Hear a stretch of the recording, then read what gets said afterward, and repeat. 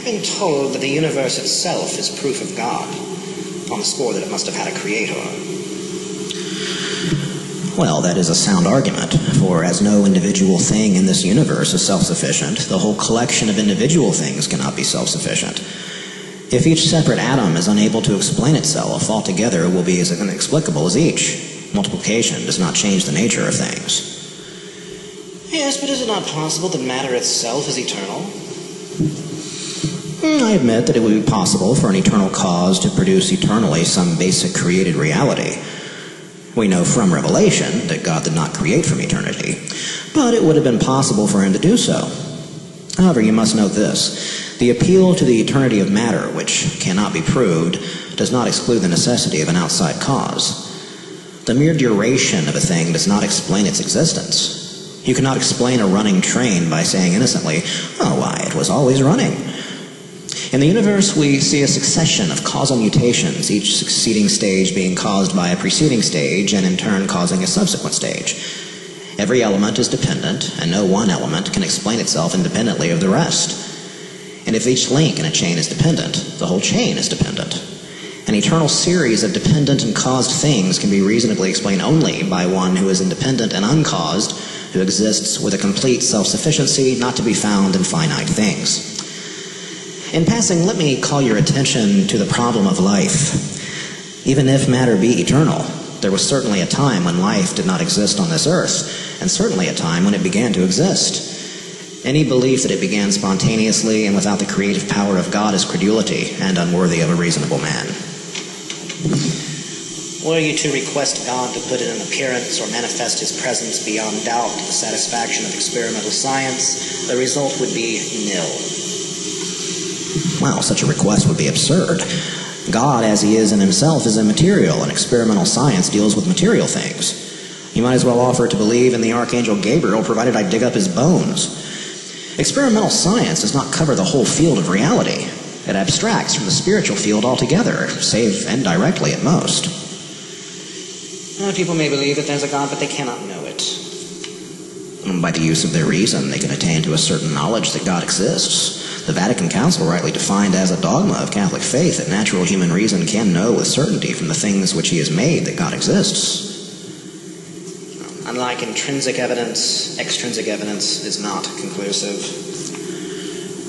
Extrinsic evidence is certainly conclusive. I have no intrinsic evidence that Napoleon ever lived.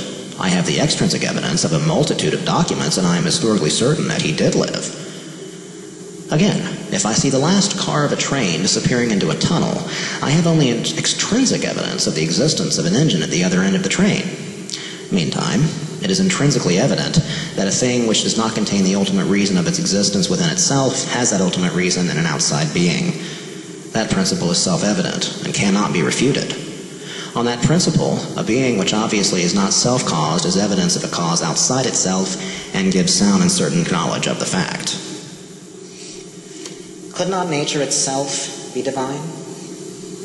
Well, nature is the effect of a divine creative activity, but it is not itself divine.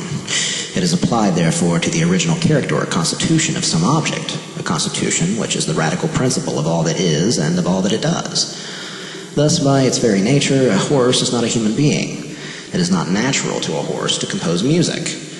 That is natural, which is in accordance with some particular being's nature or constitution. Now, we speak of the whole created universe as nature itself, but since it is created, and we speak of it as creation, it cannot be divine in its essential character and constitution. You insist, then, that God is distinct from nature? Yes. The natural world is full of contradictions, and there can be no contradictions in God. The true and the false, good and evil, all manner of imperfections, ignorance and knowledge, the conscious and the unconscious, constant movement and change, all these cannot possibly be synthesized into one being called God. We know how different men desire different things, and will have a desire to do different things and will different things. Men are obviously distinct from one another. They cannot therefore be identical with one and the same God.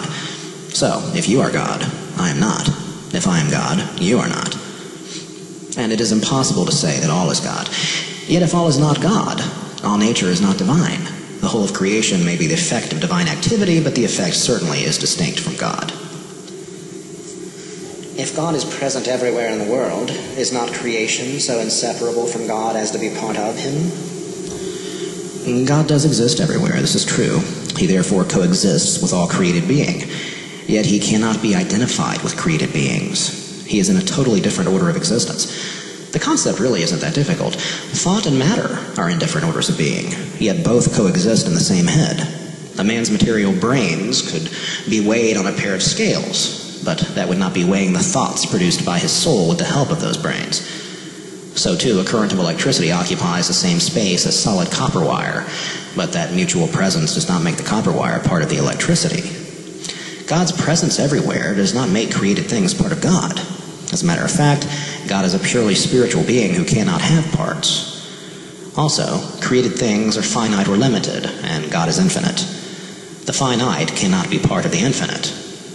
Whilst the universe has its very being in God because God is everywhere, God infinitely transcends the universe, differing from it in substance, nature, power, and perfection, and constituting a world of mysterious reality in himself. Don't you think that where science advances, religion tends to be rejected? I do not. In some people, pretended science can destroy religion either because of their limited mental powers or because of their pride and self-conceit. Others do not so much love science as hate religion, owing to its conflict with their vices. And their continued talk of a love for science, of which they oftentimes know little or nothing, is a kind of alibi by which they try to conceal their dislike of religion and pretend to impartiality. The really scientific, the truly scientific, find no tendency to abandon religion on the score of any conflicting evidence. Science has dethroned the sun god Jupiter, stone gods, and other false deities. It's demolished sorcery, incantations, oracles, and other superstitions to some extent. But true religion remains, and the really scientific mind admits willingly that life is a bigger thing than this earth, and that science itself can never satisfy the needs of human nature. Can you define a miracle? Certainly. A miracle is an extraordinary event beyond the powers and outside the scope of any created agency, and therefore produced by God himself. No natural forces would account for it. When you say that nature cannot account for a miracle, what do you mean by nature? Well, nature can refer to the whole created universe with all its proper forces and powers, or it can refer to each individual thing in the universe, as when we say that the nature of a man differs from the nature of a beast.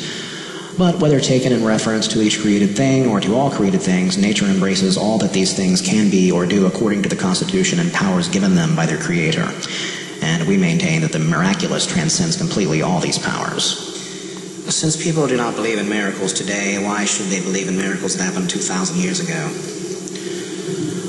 Well, some people believe that miracles happen in our own day, and others do not. I certainly believe that they can happen, and am prepared to believe that any given event is a miracle provided satisfactory evidence can be produced that it did occur, and that it surpasses the capability of any natural law.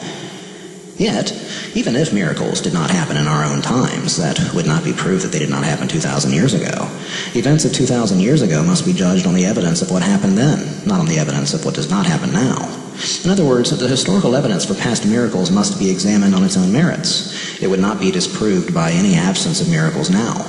Otherwise, you could prove that women never wore hoop skirts by the fact that modern women do not happen to do so.